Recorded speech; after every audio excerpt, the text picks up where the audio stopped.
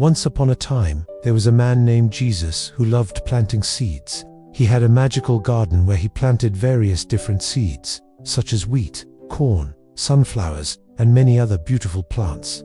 One day, Jesus gathered his friends and began telling an incredible story.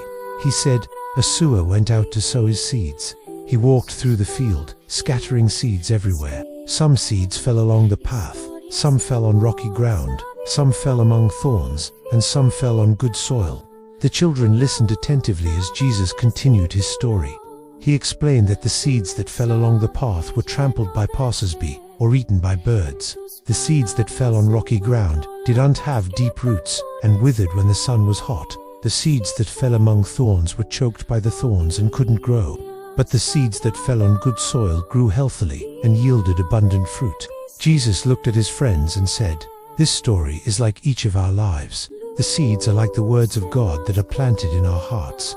When we hear the words of God, we need to care for them like a gardener cares for their seeds. We need to be willing to listen, understand, and apply the lessons that God teaches us so that we can grow and bear fruit in our lives." The children were amazed by the story of the sower and the lessons Jesus taught.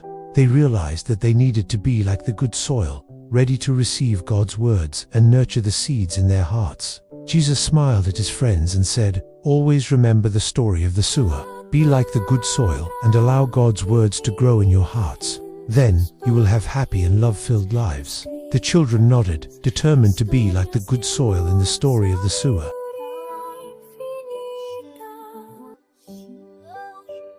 And so, the parable of the sower came to an end. The children learned that they needed to be receptive and careful with God's words in their lives, so that they could grow and bear fruit. They were excited to hear more stories and learn more lessons from Jesus in the upcoming parables.